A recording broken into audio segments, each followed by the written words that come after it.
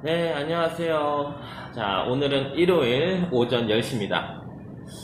자, 오늘은 일주일 동안의 좀 팩트 체크와 그리고 앞으로 우리가 좀 돼야 될 것들, 그리고 좀 중요하게 좀 우리가 생각해야 될 것들, 이런 거에 대해서 좀 말씀을 좀 드려보려고 해요. 먼저 전반적으로 모든 상황들이 최악으로 치닫다 보니까 어떤 계획을 세울 수가 없어요. 계획을 세워도 갑자기 내일 당장 어떤 정부 법령이나 뭐 시행령이 뭐 바뀌어버리든가, 뭐 통제가 더 강화되거나, 예를 들어 또 확진자가 발생해버리든가, 이렇게 되면은 제 일신상의 좀 환경들이 너무 제약이 많이 걸리거든요. 그러다 보니까 어떤 정보를 들었을 때 그 정보를 정확히 숙지하고 그대로 이행하는 거, 그거 말고는 마땅히 저희가 지금 할 수 있는 것들이 없어요. 자, 이러다 보니까 저도 혹시나 한국으로 돌아가야 될 경우를 생각해가지고 첫 번째, 비행기표에 대해서 한번 알아봤어요. 비행기표가 4월 15일자로 한번 예약을 한번 걸어보려고 했는데, 물론 이번 달은 아예 없고요. 4월 15일 날 정도에 갈 수 있는 비행기가 있긴 있는데, 전에는 왕복이 보통 30만원에서 40만원 정도 했어요. 근데 하지만 4월 15일 날 편도만 현재 제일 싼 게 60만 원이에요. 편도만. 이러다 보니까 이거 금액도 만만치도 않고, 그리고 혹시 몰라서 5월 달 걸로 알아봤어요. 5월 달 거 알아보니까 그나마 5월 달 거는 편도가 10만 원 돼 있어요. 5월 달만 되더라도 어느 정도 좀 잡힐 거라고, 코로나가 좀 잦아들 거라고 이렇게 예상을 하는 건지, 아니면 당장 이 사람들도 당장 다음 한 달만을 바라보면서 이렇게 지금 시스템 운영되고 있는 건지, 이러다 보니까 저도 생각이 많아지고 있어요. 행여나 지금 예약을 하신다 하더라도 아마 다른 유튜버들을 통해서 들으셨다시피 예약을 하더라도 돈을 환불받을 수가 없어요.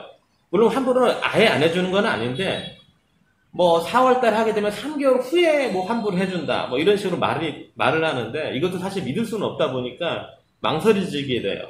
그러다 보니까 저 같은 경우는 일단 4월 중순까지는 일단 기다려 볼 거예요. 그리고 나서 5월 달 걸 다시 한번 예매하는 쪽으로 한번 알아보려고 합니다. 자, 그리고 또 지금 베트남 호치민 상황 중에 지금 지금 힘들어 하시는 분들이 상당히 많이 계세요. 교민들 중에. 근데 그 중에 역시 부동산 쪽 관련되신 분들이 상당히 지금 애로사항이 많아요. 지금 무슨 문제냐면은, 여기 에어비앤비나 단기 임대 이런 걸로 해가지고 사업하시는 분들이 상당히 많았어요. 그만큼 한국인들이 상당히 많이 오니까 부동산 업자들을 물어보더라도 뭐 50% 이상이 고급 아파트들이나 좀 상류층 어떤 아파트들 같은 경우는 고객이 거의 50%가 거의 한국인이에요.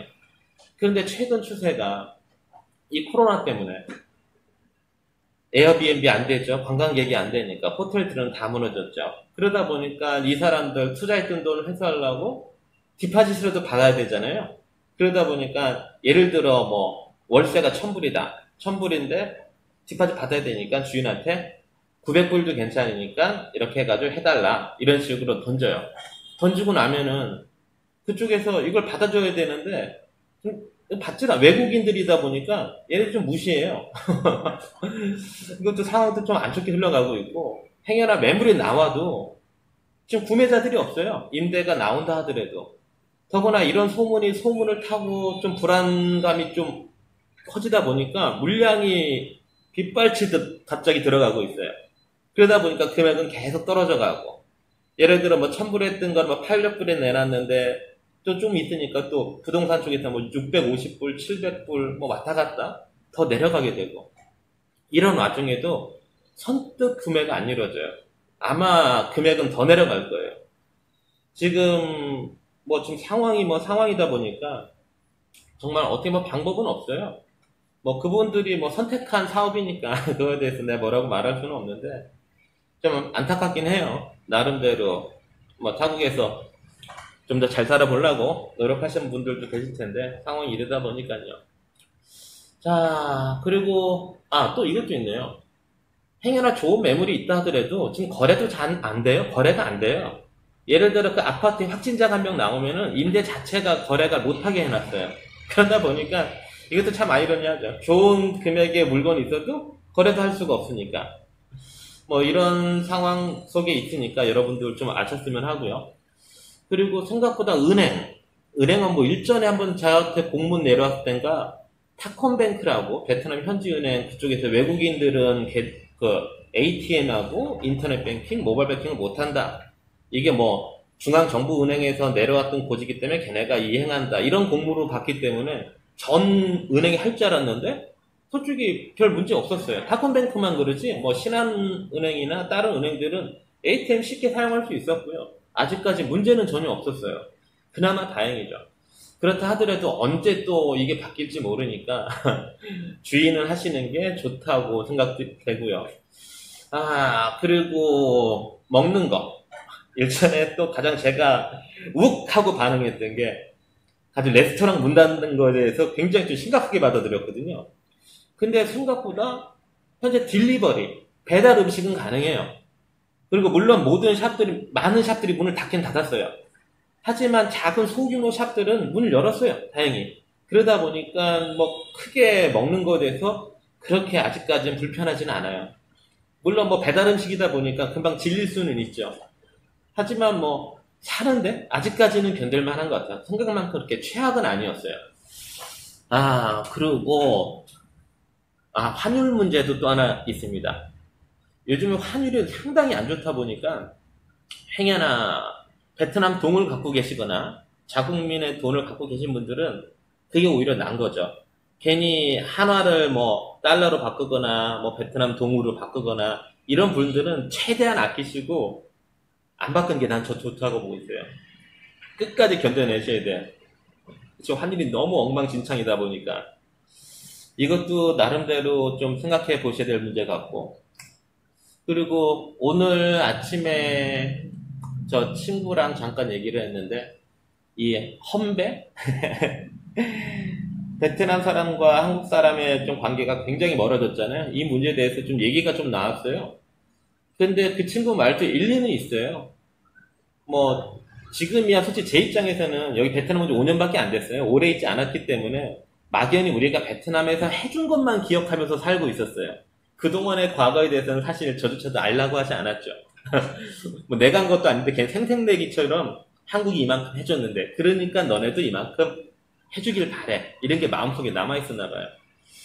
이런 얘기를 하더라고요. 일본에 이렇게 찰싹 달라붙어가지고 우리나라를 그냥 토사구팽시키고 이런 일들에 대해서 옛날부터 일본이 많이 베트남을 도와줬대요. 아니, 도와준 것보다 투자를 많이 하고 초반에는 일본이 거의 베트남을 먹여 살리다시피 했었대요.